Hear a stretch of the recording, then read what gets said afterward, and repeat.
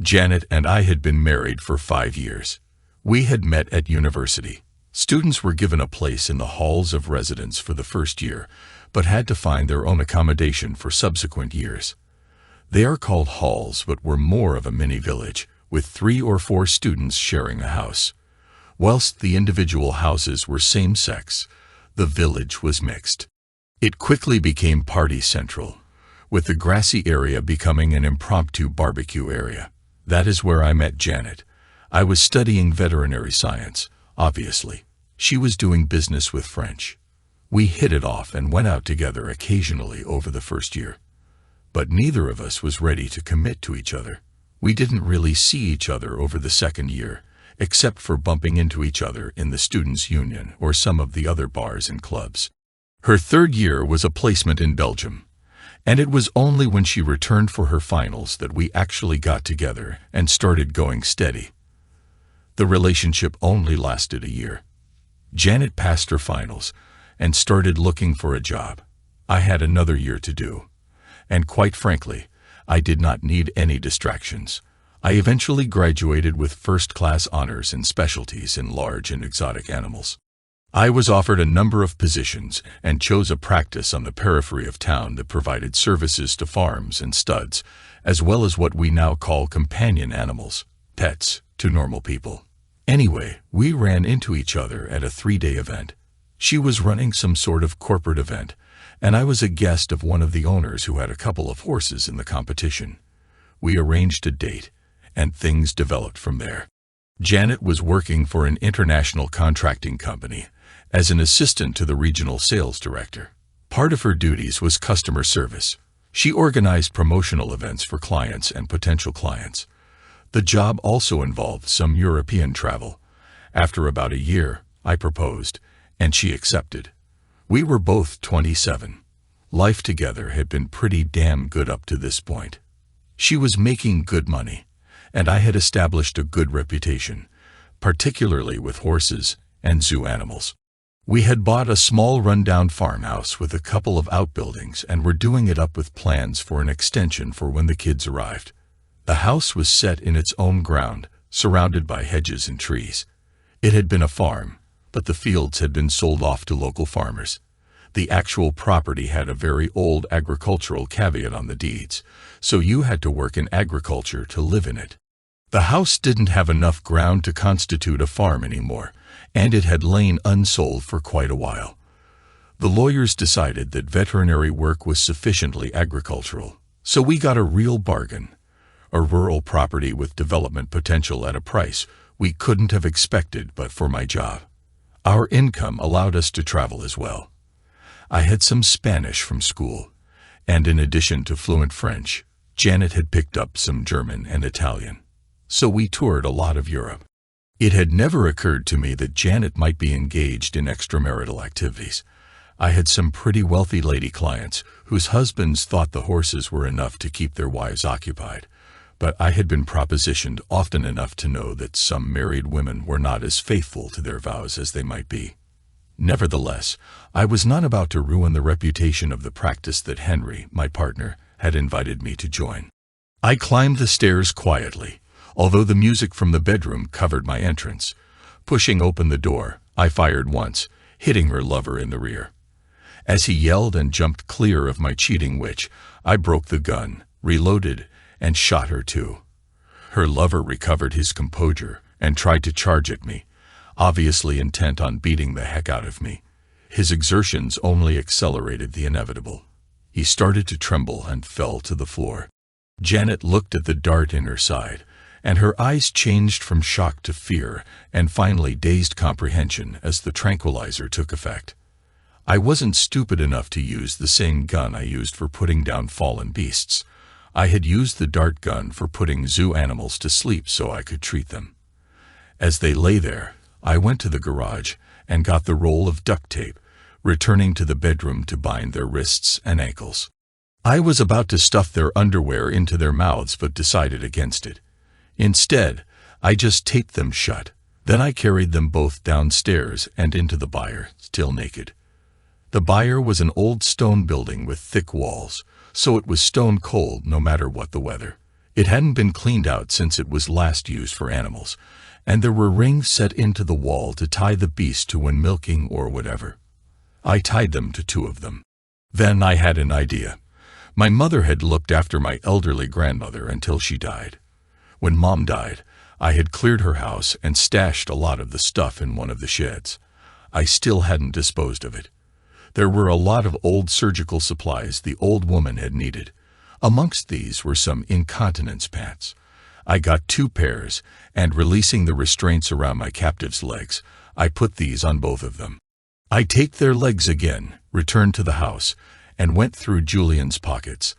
Then I used his keys and checked his car. So when they came to, they were sitting in dried-out animal dung, with their wrists tied to 2 of those rings, more or less naked and freezing cold. I was showered, dressed in clean clothes, sitting in a comfortable chair with a steaming cup of coffee and a nice warm pullover, my shotgun across my lap. My day's work was done. I ripped the tape from Janet's face. "Just what the heck do you think you were playing at?" She was trying bravado, but her mouth was dry, and her eyes told a different story. I held the coffee to her mouth, and she gulped at it. Too quickly, it burned all the way down. "You scum sucker," she gasped, eventually. "So tell me about it." "About what?" She blustered. "How long has this been going on? How long has what been going on?" I grabbed her by the hair and reapplied the tape. "I'll leave you to think about things for a while. When I come back, you'd better be ready to tell me the truth." I had picked up a couple of really spicy curries on the way home. Releasing only one hand for each of them, I set the food in some water beside them, then gave them each a plastic spoon. Then I ripped the tape off their faces. They both grabbed the water and drained the cups. I took them and filled them from the outside tap. I listened outside the door, but couldn't make out their whispered conversation. Not that it mattered. Their future was pretty much sealed. As a result, so was mine. I suppose I understand the looks I was getting from Willem and Janet at the last company deal. "Took you long enough," sneered Julian. I turned the muzzles toward him. "You really think I'm scared of that? You haven't the guts to shoot." He was wrong. Now, rock salt will barely penetrate the skin, normally, but if you are close enough, it will. I was close enough, and put both barrels into his calf. He squealed. It reminded me of ** deliverance, *, but I was not going to be screwing him in the rear. Well, I might, but I decided if I was going to, I would use the double barrel. I reloaded. "Dominic, I love you. I had to do it to keep my job. Julian was blackmailing me." "You lying witch," screamed Julian between gasps of pain. "You've been screwing half the management to get where you are." Then to me, "You better get me an ambulance. Get me one now, and I'll say nothing to the police." "Yeah, right," I thought. I put the next 2 cartridges into his other calf and reloaded. U-304. "I'll see you in jail for that." The next 2 went into his thigh. He squealed again but decided to say nothing. I taped his mouth. "So who all were you going to screw in Brussels, then?" It was an exhibition. It was work. "So what was with the flight tickets to Barcelona?" I didn't know he was taking me there. "The clothes you packed say different. Look, obviously, you've been lying to me for God knows how long. And you haven't the respect to tell me the truth now. So you are going to pay for it. Seems to me you aren't expected back in the office this week, and you aren't expected in Brussels either. So I have all week to decide what to do with you. And nobody is going to report you missing." I taped her mouth again. They looked at one another, and I could see that they finally realized I had them in the palm of my hand. Just to reinforce that impression, I took the hose and soaked them. I hadn't expected it, but the water-soaked dung in which they were sitting started to give off a strong smell of urine and dung. I left them to contemplate the shortness of their future. I sat down with a cup of tea to decide how I was going to proceed. I had rather burn my bridges by shooting Julian in the legs. The temptation to kill the pair was strong. I was going to wind up in jail anyway for using the gun and false imprisonment, but I wasn't about to spend any more time locked up than necessary. In fact, I was going to avoid it as long as possible. There are plenty of missing people whose families are still looking for them and can't find them. Taking my video camera and gun, I went back to the buyer. The lovebirds were shivering like fury. Looking in their eyes, I saw that fear had set in. I set up the camera and took the tape off Julian's mouth. Janet's eyes were pleading now. I ignored her. "My arms, untie my arms, please," he begged. "I need the toilet, please." "Well, Julian, you've been messing around with my wife, and you expect me to be nice.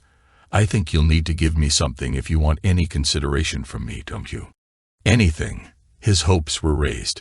He saw a way out. "Take the car or the boat. I'll sign them over to you. Just tell me what you want. I'll give you anything." I'd forgotten about his boat. It was a rather nice cabin cruiser. An idea was forming. Half the management, you said. I still wanted to mess with their minds, but I wanted to find out who else Janet had been involved with. If I was off the grid, I might get a chance at them too. "What? You said she was messing around with half the management. I want names." "I can't. I'll lose my job." "So you want to take their share of the punishment? I have all week to persuade you. You aren't due back till Saturday. No one is going to miss you till then." I poked his leg wound. He winced. "Names. The toilet. I need the toilet. You have incontinence pants on. You'll get the toilet if and when I'm satisfied." "What about Janet? She'll need it too." "Who? Gallantry." I laughed. "I'll make it clear, shall I? She's the one who betrayed me. You were collateral damage. I really don't give a darn about you. You know where messing with me got you. So far, you have all your limbs. You can still walk away from this, but if you go to the police, things will get worse for you. I might go to prison, but I'll get out." I sounded a lot more confident than I felt.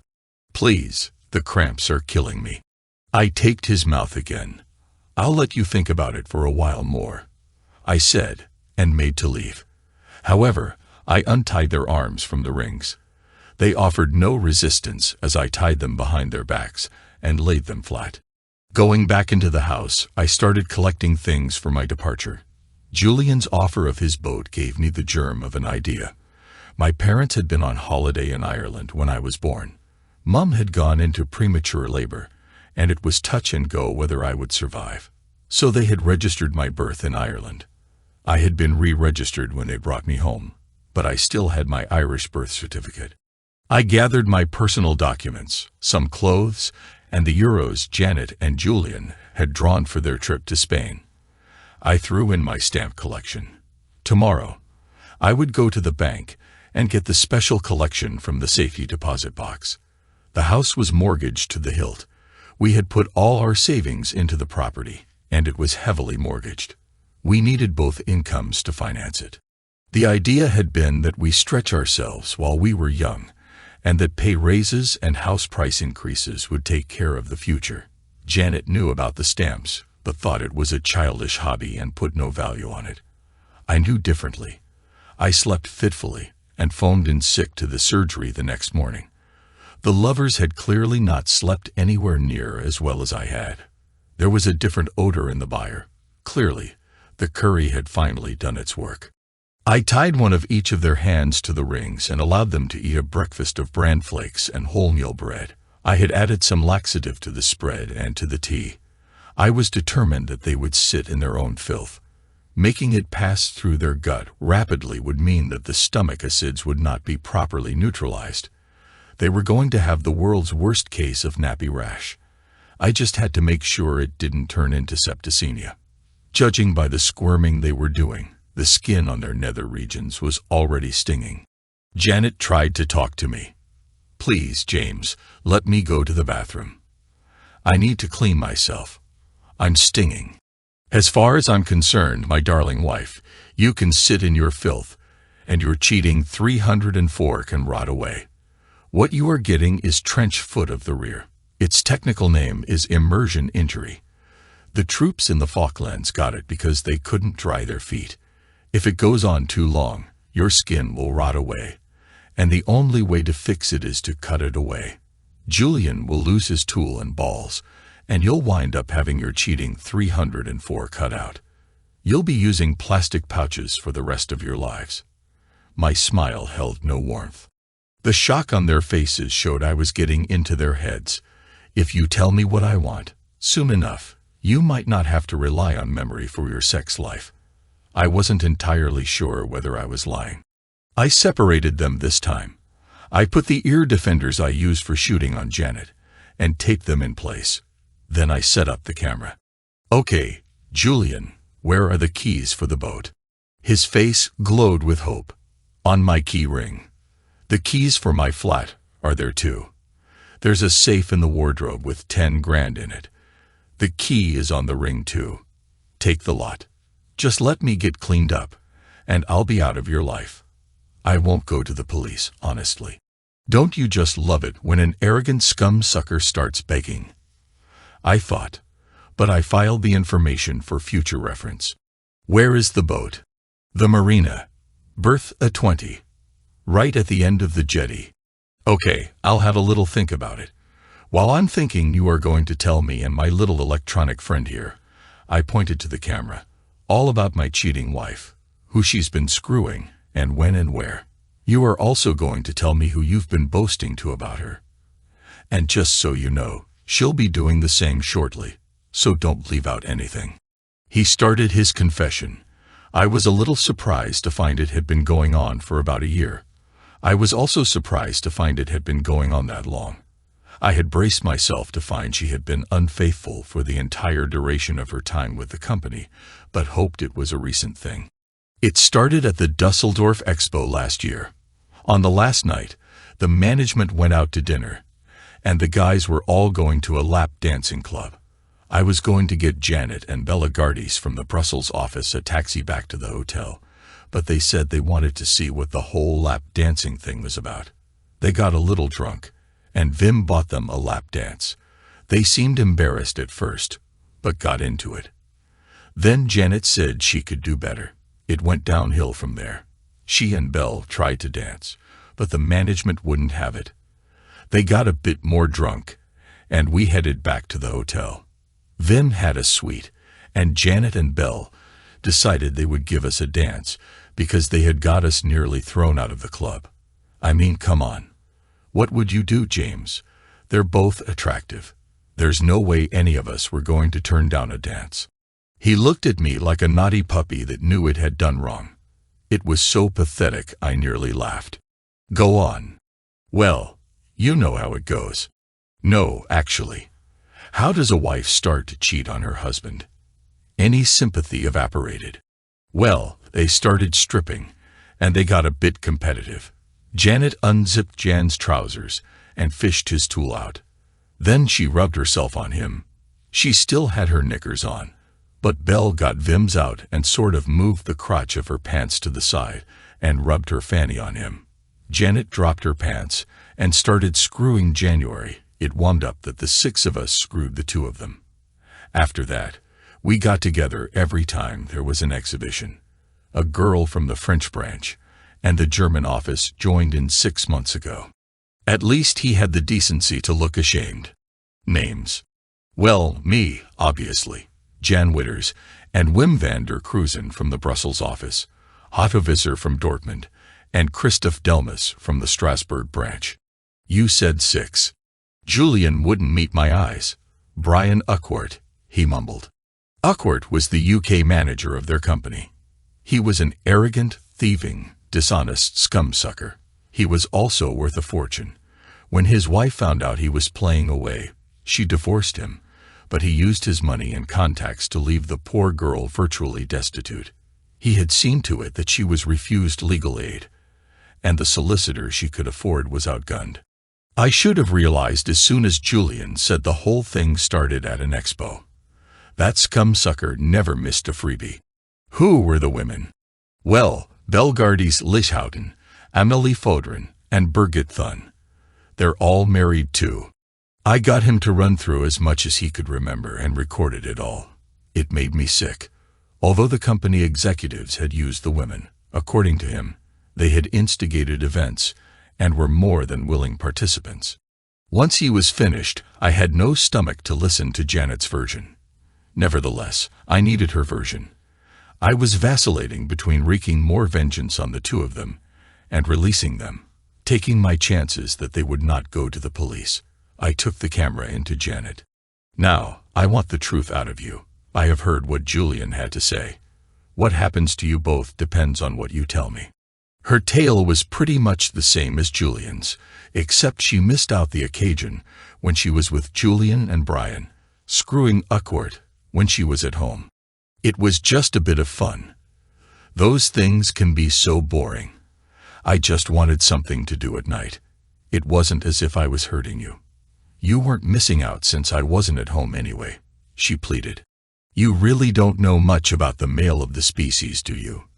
Those scum suckers were looking down their noses at the sucker whose wife was giving it away to anyone who wanted it, while I was keeping faith with a lying, cheating 304. Rage was growing again. They were really going to suffer for this. I had lost reason and was not thinking of consequences. But then I suppose she hadn't been either. You better have enjoyed it because your sex life is going to be memories from now on, honey. I dragged her back into Julian. Fury was burning in my gut. Please, James, please, let us get these things off and get cleaned up. My backside is sore. Let us get cleaned. We won't say anything to the police, begged Julian. I'm thirsty, pleaded Janet. Can I have some water? Just let us stand up and move about a bit, for God's sake. My muscles are aching. Now, I knew enough psychology to know they needed to have some hope, and to see me as a potential benefactor if I was going to control them. I slit the tape on their legs, but left their wrists bound. They needed help to get to their feet, and both screamed as the blood flow returned. Gently, they flexed and bent to release the agony of their cramps, and both tried to remove the plastic pants that were retaining the little chemical factory that was slowly digesting their flesh. Aha, I warned. For God's sake, James, if I get an infection, we'll never be able to have children, said Janet. I will be able to, probably just as well that you don't. I don't think your cheating genes should be passed on, darling. Her attempt to kick me would have been pathetic if it hadn't been so comical. She could barely move, and when she swung her legs, she lost balance, tumbling to the floor, unable to use her hands to save herself. For her trouble, all she got was a mouthful of dung. Julian tried to make for the door, but a gentle push was all that was needed to send him horizontal too. You really shouldn't have done that, I said as I dragged them back to their bonds. I was nice to you and let you stretch, and you got all violent with me. You said you wouldn't tell the police, and yet you tried to escape. I wonder where you thought you were going to go. Seems I still can't trust you. You haven't learned your lesson, have you? I reapplied their gags, and just for badness, I turned the hose on them again. Leaving both of them sobbing, I went back to the house and formulated a plan. I had 3 or 4 days before they might be missed, and a couple more before any alarm bells would ring. Hell, given that their activities seemed little short of public knowledge, people might think they had run off together, although I couldn't really take that chance. I looked at what I had gathered together. There was enough to give me a start. I could go to Ireland, use my birth certificate to establish a new identity, and disappear. I figured the best way to fade from view was to use cash and public transport as much as possible. I would have to avoid stations and ports as much as possible. Britain is the CCTV camera center of the world. I fired up Julian's laptop and plotted a bus route to Holyhead. I figured it was the busier of the terminals and took me into Dublin. I could disappear into a bigger crowd, and Dublin would have routes to more of Ireland than Rosslare. I decided to start moving right away to allow the trail to go cold. I needed to make sure they wouldn't die before they were found. The rule of 3 says you can survive 3 minutes without air, 3 days without water, and 3 weeks without food.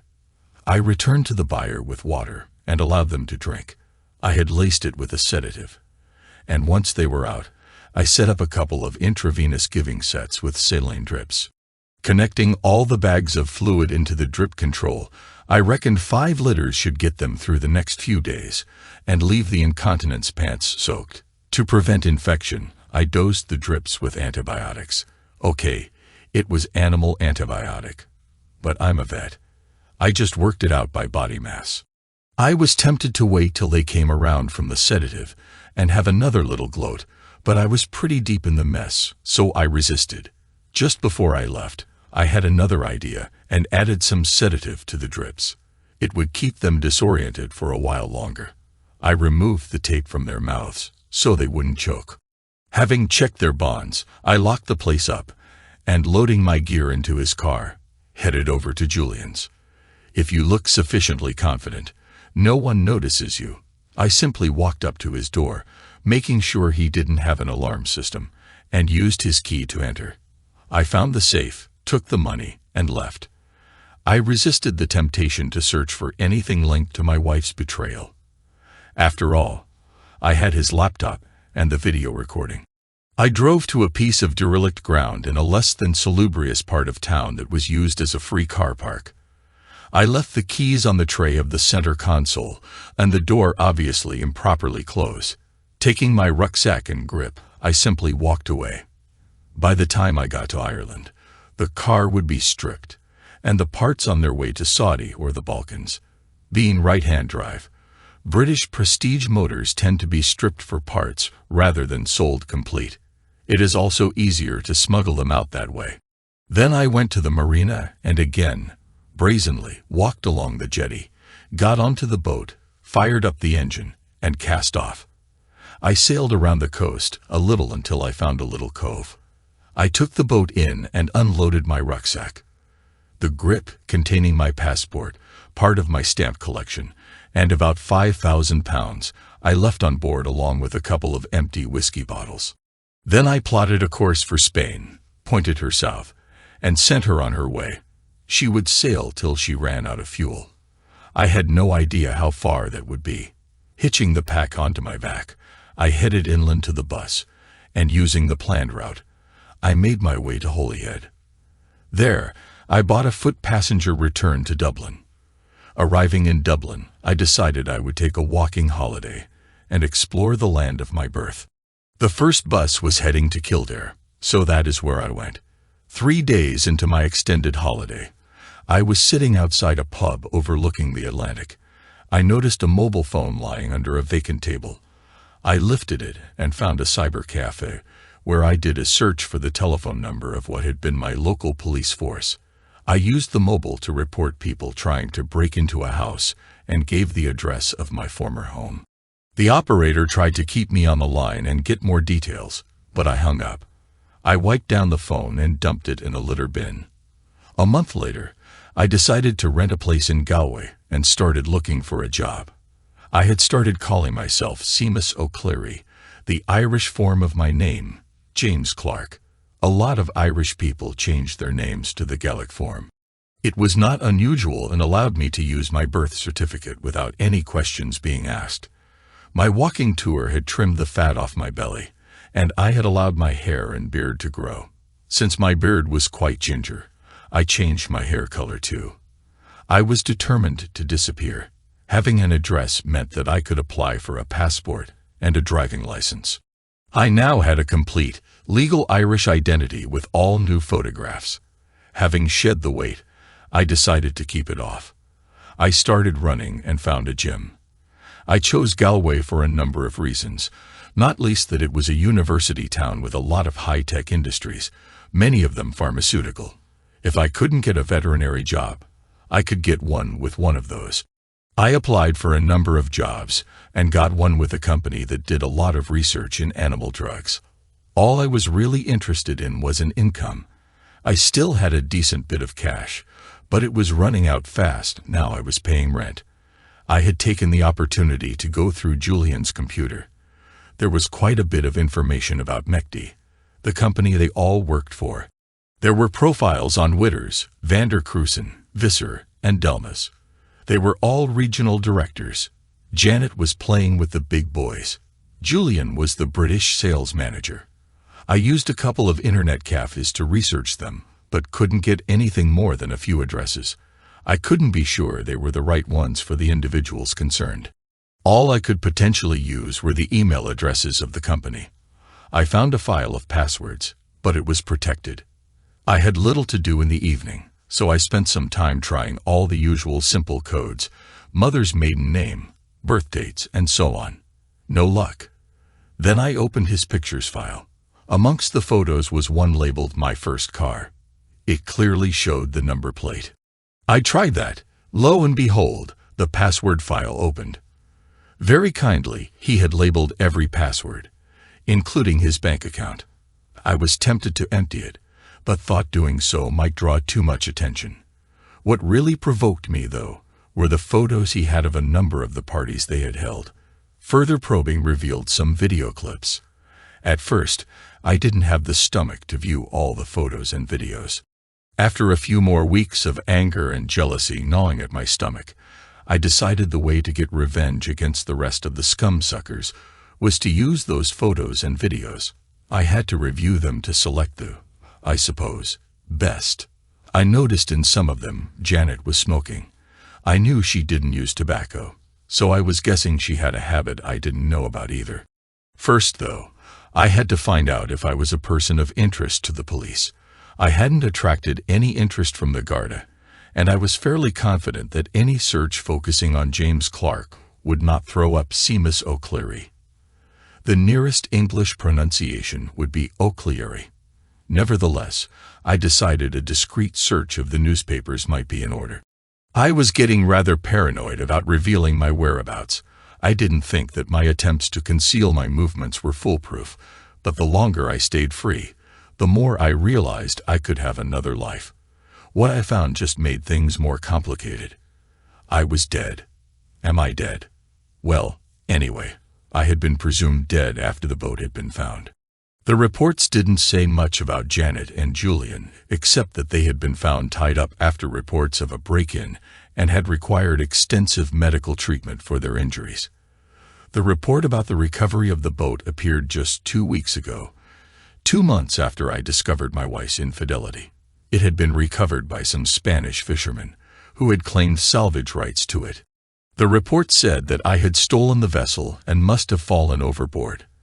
It was linked to the incident at my house, suggesting that I had tried to disappear after faking the break-in and perished when the boat ran out of fuel. So I was free and clear to live as Seamus, but my plans to use the photos and videos might reveal that I was alive. I had intended to use the email address book from McDay and send pictures to every member of staff in every branch. Spanish fishermen. That was it. I could speak Spanish. It was in the European Union, and there were direct flights from Cork or Dublin. I could go to Spain and send emails from there. I checked the airports. I could fly out on a Friday evening and return on Sunday. I wouldn't even have to take time off work. I flew out the following Friday. Paranoid as ever, I wore sunglasses and a Panama hat through the airports.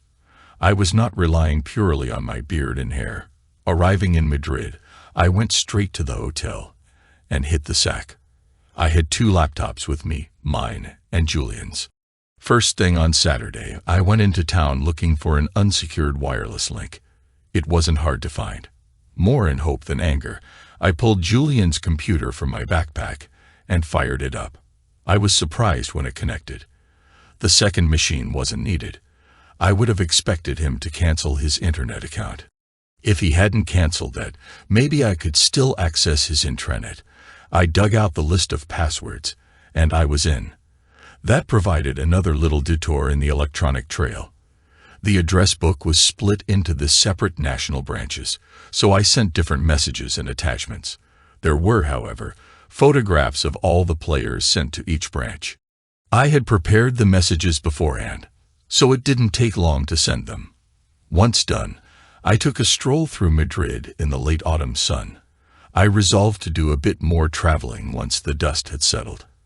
I lunched on tapas and a fairly rough red wine before returning to my small backstreet hotel, chosen because it was less likely to have security cameras. There I took the hard drive from Julian's computer and packed it away in case I came up with a future use for the data. I slept for a couple of hours and then went to the Parque Lineal del Rio Manzanares, a park along the river that runs through Madrid. I followed the river till I found a deep-looking area and threw the computer in before returning to the Plaza de Santa Barbara to sample the famous Madrid nightlife. By 3 in the morning, I had had enough. The town was still alive with revelers, but I was coming down from an adrenaline high. I returned to the hotel for a few hours' sleep before catching my plane home. For the next year, I worked for the pharmaceutical company. Galway is a lively town with a young population and the social life that goes along with it. I wasn't short of female company, but was reticent about commitment. Whilst I was content with the job, I still wanted to get back into veterinary practice, so I was on the lookout for a position. One evening, while looking through the newspaper, I spotted an opportunity. A practice was up for sale. Next morning, I made an appointment to visit. It turned out that the principal, Dermot McCullough, was getting on in years, although he looked a good 10 years younger than the 70 he claimed. Despite the fact that my accent had picked up a more Irish tone over the year, he picked me out immediately as English. He subtly gave me the 3rd degree. I told him how I had been in practice in England, but my wife and I separated when she found the life of a country vet less exciting than she was prepared to accept. I told him that since I had no family, I had spent a few months traveling while I decided what to do and wound up in Galway, liked the place, and took the first job that came along while I found my feet again. He could tell there was more to it, but it was true enough that he saw the pain. He referred me to his accountant so I could look over the books, but I could already tell that it was a sound enough business that was right for growth. Basically, he was looking after his neighbor's animals and hadn't taken on any new business for years. To raise the money, I was going to have to sell my stamp collection. Now, when I say my collection, the core of it was really my grandfather's and father's. That is where the value lay. I took it to Sotheby's in Dublin. Initially, the appraiser thought it was just another fairly boring collection.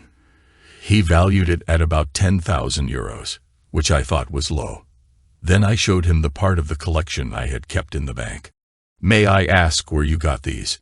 "Some were collected by my grandfather, some by my father, and some by me." The British album contained examples of every British stamp up to the time I had left England. Amongst the collection was a set of 2 unseparated penny blacks that I had bought, another penny black, 2 penny reds, and 2 two-penny blues, 1 perforated and 1 imperforate. The Empire album was not as complete but contained a full set of Falkland Island stamps. The European album was quite extensive and had a complete set from Nazi Germany. My grandfather had been stationed in Germany after World War II, and he had bought many collections from Germans who needed money to survive. These had formed the core of the collection. The albums I had left on the boat were virtually worthless modern stamps. I suppose the Spanish fishermen had kept them. "Well, Mr. O'Clery, I think you should take these albums to our main philatelic department in London for valuation. There is a major auction in 3 months' time, so if you are of a mind to sell, it would be a good time to get them catalogued for sale. As it is, I would estimate a value of at least 250,000 euros. "I'll do that then. Thank you." This posed a problem. If I was to buy the veterinary practice, I needed the money from the sale. It looked as if I couldn't get it for at least 3 months. I returned to Galway and paid another visit to Dermot. "Mr. McCullough, I'm afraid I need to sell a stamp collection to raise the money to buy the practice. The auction won't be for about 3 months. Well, perhaps I can make a proposal to you. How about you work with me for those 3 months, and we can see how you get on with my clients. Then you can decide then whether you still want to buy." And so it was decided. Whilst I was fairly sure the police were not looking for me, I used Bus Eirian to get to London. I simply got on a bus, which took me to the ferry, and then another bus straight into London. Sotheby's agreed to catalogue the collection for sale and would notify me of how they would divide the lots, and I could make reserves based on their valuations. A month later, I was advised of an estimated value of £500,000 sterling. 2 months later, I was £900,000 richer after commission and fees. During those 3 months, I had worked with Dermot and had established myself as a member of the community. The work was mainly with large animals and farm dogs. Dermot, however, also ran a small holding, raising beef and lamb, to augment his income.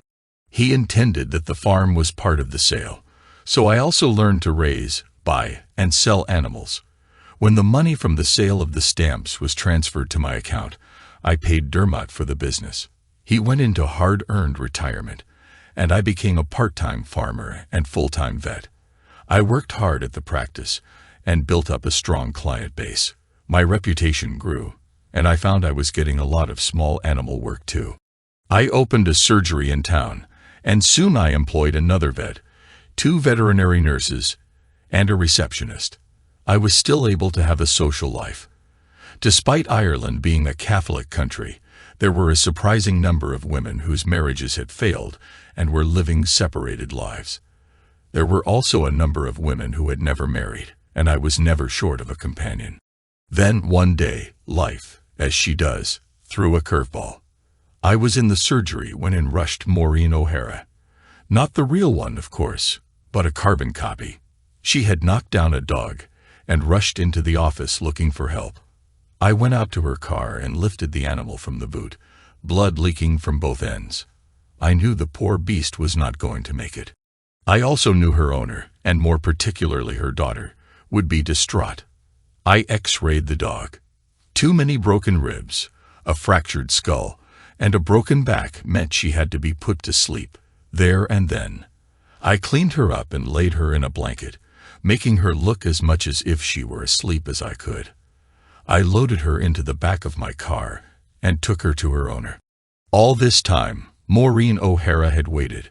I don't think the dog's owners would be any more distraught. She insisted on coming with me. I knocked on the door. "Mrs. Cadogan, I'm afraid Ferdy was knocked down.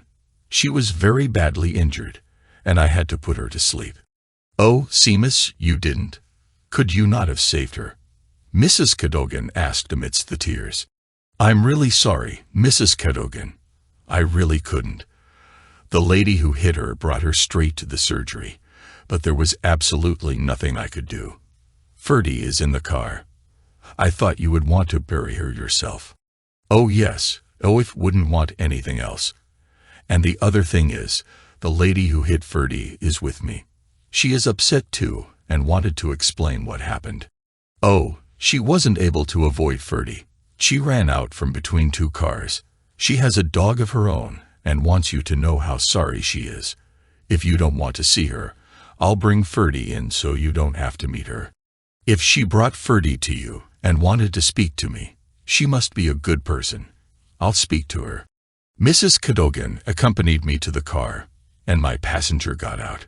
"Mrs. Cadogan, this is... Oh, I'm afraid I don't know your name." "Niamh Gallagher." "Mrs. Cadogan, I'm so sorry. I just couldn't avoid Ferdy," Niamh explained. "If there is any damage to your car, let me know, and I'll get it fixed." "Oh, I couldn't do that. I want to get another dog for you, if you'll let me." "I'll just take Ferdy inside," I said. "Her bed is in the kitchen. If you would just put her in that, I'll explain to Oif when she comes home from school." I left the women talking and arranged Ferdy in her basket. Returning to the car, I explained that I would have to get back to the surgery. Mrs. Gallagher, by now I had noticed the rings on her finger, got back in, and we returned to the office. "How much do I owe you?" "Forget it. I wouldn't charge for that." "At least let me buy you dinner then." Should a married woman be seen buying me dinner? I doubt very much if my husband would care, even if I knew where he was. Well, in that case, I gave her my card. "Phone me." That Friday, Niamh phoned. Dinner was booked in Galway for Saturday evening. I dressed in my best and met her at the restaurant. Over dinner, I discovered that she or her husband had left her. She didn't go into details, and I didn't press her. I told her that I had caught my wife with another man and left her. Neither of us was divorced. After dinner, we went to a club, and danced a little, parting at midnight. I felt that I wanted to get to know her better, but now I had to face the stark reality of my situation. I was still married, even if I was presumed dead. I felt I wanted to develop a relationship with Niam. If I was going to do so, I would have to resolve my past. Hell, I was getting ahead of myself. Maybe she wasn't interested. She phoned me the following Thursday. I decided if you weren't going to phone me, I would have to phone you. I don't have your number. Oh, I didn't think. Shall I pick you up tomorrow evening? That would be nice. Around 8. Fine. Where? She gave me her address. I picked her up, and we went dancing again. When I dropped her off, I arranged to pick her up again on Sunday afternoon. We went to the beach and strolled along the sand, just getting to know one another. This set the pattern for the next few months. Then, one Friday, my offer of dinner was turned down. "I'll make dinner tonight," she said. Over the meal, she asked why I was moving so slowly. We're both grown-ups. We've both been married. It's just complicated. Neither of us is free. We're both still technically married. So you're saying you see this as a long-term relationship? Well, I suppose I am. And if we were both divorced? Well, there's the thing. I can never be divorced. Why ever not? You're English, aren't you? Divorce is straightforward in England. I stood up. Look, it really is very complicated. I need to think some things through before we take this any further. I'd better go. I'll phone you. I didn't phone that weekend. I did some solitary walking over the building, trying to work out what I would tell her. The darkness of my actions had come back to haunt me. I was still a prisoner of my wife's infidelity. I needed to find out what had happened to Janet. To do that, I risked going to prison. I phoned Niam on Monday morning before she went to work and arranged to see her that night. I arrived at her door at 8. We sat in her lounge. "Would you like a drink?" "Tea would be good." I procrastinated. Well, Seamus, there was nothing for it. If I wanted to move on, I had to bury the ghosts. I told her the truth. Well, some of it. I came home, found my wife screwing her boss, threatened them with a gun, dragged them out to the barn, tied them up, stole her lover's money, car, and boat, engineered my disappearance, and adopted a new identity. Oh my God, how have you been able to carry that with you for so long? I'm going to need time to understand how I feel about all this, Seamus. I think you had better go. I need time. I left. Part of me felt better for the confession. Part of me felt it was time to run again. Why the heck had I told her so much? What made me think I could trust her?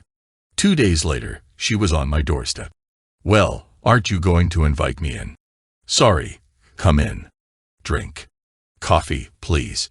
We sat on either side of the kitchen table. "I think you need to resolve your issues if we are going to have a chance to take things further, Seamus." "I know, Niam. I just don't know how to deal with the mess I've made." "Well, I think I have a solution. My Uncle Brendan has a legal practice in Liverpool. I think you should talk with him. I don't see how he can help. Uncle Brendan does a lot of work tracing kids who run away to England. He uses investigators all over England. He might be able to trace your wife and find out where you stand with the police. It's worth a try." "I suppose so." "Good. He'll be here tomorrow. Do you fish?" I have done." "Right. He likes to fish the Shannon. It should let you tell him your story. He might be able to tell you what he can do." "Well, young man, have you €100 on you?" "Yeah." "Give." He held out his hand, and I counted the money out. "Right, you have hired me, so everything is covered by legal privilege. Tell me everything, including the bits you didn't tell Niam." So I did, including the Spanish trip. "Jesus, boyo, you dug yourself a hole." "Right, I'll go back and do a bit of investigating. It won't be cheap, but it will be worth it." Niam and I were still going out to dinner and dancing, but we had an unspoken agreement that we were slowing things until we had some news from Uncle Brendan. 6 weeks after our conversation, He arrived back in Galway and called into the surgery. "Can you take some time off, Seamus?" "Yes, sure." I arranged with Aidin, the receptionist, to get Declan to cover. "Shall we head up to the farm?" "Sounds good." We took our coffee into the sitting room, and Brendan gave me the report. "That is a comprehensive account of what happened to your wife after you left. It is the only copy there is. Read it thoroughly and phone me tomorrow evening. I'm staying with Niamh, but I'll be fishing during the day." He finished his coffee, we shook hands, and he left. I weighed the report in my hand, anxious to know what it said, afraid of what it might mean. The police had responded to my phone call to find Janet and Julian squirming in agony. They called an ambulance, and the lovers were treated for severe emergent injury compounded by the action of diarrhea. They hadn't suffered lasting damage, but it took some time for their skin to heal. Neither Julian nor Janet made a complaint, which meant the police hadn't laid charges. The emails to their company, on the other hand, had set the cat among the pigeons. An American company was in negotiations with McDay to buy them out. One of the email addresses I had sent the photos to happened to be a member of the buyout team. When they got it, the Americans started to get cold feet. European employers were not as concerned about the private lives of their employees as U.S. companies. There is not the same precedent for claims against businesses for sexual misconduct by staff. Nevertheless, they were wary of an action being brought in the courts in their country. The Europeans investigated the culprits and promptly terminated their employment. Uckworth was furious and blamed Julian and Janet. When he lost his job, Julian's wife, Natalie, threw him out of the house. With nowhere to go, he moved into my house with Janet. While clearing his possessions, Natalie found some drugs. These she handed in to the police, who arrested and charged him. This led the police to search my house, where they found more. Inquiries of the Spanish police revealed that they had also found drugs on his boat. He claimed that he was holding them for Uckworth and claimed that they used the boat to smuggle drugs from the continent, but only for their personal use. Unfortunately for them, the quantities were sufficient for charges of dealing to be laid. The link with a major regional employer had given the local journalists a chance to make a bit of a name for themselves, so they had covered it in more depth than the nationals. The police investigated the European connection, and Witters, van der Kruisen, Visser, and Delmas were hauled in by their respective police agencies. Investigations led to charges of sex and drug trafficking linked to Eastern Europe, with sentences ranging from 10 to 15 years. Uckworth turned out to be an even nastier piece of work than I had realized. He had Janet and Julian abducted. They were taken to an unoccupied warehouse, but fortunately for them, the police had it under surveillance and immediately called in reinforcements to raid the premises. The police weren't quite quick enough to save Julian from a severe beating, but Janet had only received a broken nose and cheekbone when she was rescued. Uckworth, Julian, and Janet were tried on a variety of charges. Julian went down for 10 years on the drugs charges. Uckworth got a 20 stretch and had his property and bank accounts seized by the Assets Recovery Branch of the Serious Organized Crime Agency. Janet got off with a suspended sentence. She tried to get me declared officially dead, using the newspaper reports I had seen to back the claim, so she could sell the house and claim my life insurance. The case dragged on, and the loss adjusters disputed the claim. Eventually, the bank foreclosed on the mortgage, and she lost the house. With no income, she couldn't pursue the case and wound up working in Tesco as a shelf stacker and checkout girl. There she met a widower who managed to date her, eventually proposing. With all the newspaper coverage, the only way for her to grab him, and doubtless more importantly, his money, was to get rid of me. The upshot of that was that Janet divorced me for abandonment. I was a free agent. Next morning, I phoned Niamh and arranged to meet her for lunch. I was waiting for her. Her face was a mix of anticipation and anxiety. "Well, your uncle gave me this." I handed her the report. "I want you to read it before we make any decisions." "Are you sure?" "As sure as I am of anything. If you and I are to have any sort of future, I need you to know the truth. I've lived under a shadow for too long. I want to be able to walk in the sun with you. No secrets. I'll take this home. I'll phone you later. I spent the afternoon on tenterhooks. The call came at 7. Seamus, can you come to the house? Uncle Brendan is here. We can think about what we do now. I was in the car in a flash. Seated on the patio, I toyed with my coffee anxiously. Brendan spoke. As I see it, you cannot marry. My heart sank. Until that moment, I don't think I realized how much I loved and wanted to marry Niam for at least 18 months. What? I was thoroughly confused. Niam cannot get divorced for another 18 months. I thought you couldn't get divorced in Ireland. You are behind the times, Seamus, or do you prefer James? Divorce has been available in Ireland for nearly 10 years. Niam and her husband have been separated for 2.5 years, but the law requires that they have been apart for 4 years. You can't get married until then. That explained a lot. I looked at Niam. What do you say? We have 18 months to wait. I haven't asked you to marry me. You will, she smiled. Niam doesn't know about the conversation Brendan and I had the day after she told me I would ask her to marry. He wanted to make sure I wouldn't harm his only niece. I assured him I had grown and that I had no intention of putting myself in such a position ever again. I may not have been in jail, but I wasn't free. He gave me that freedom, and I am never going to sacrifice that freedom again.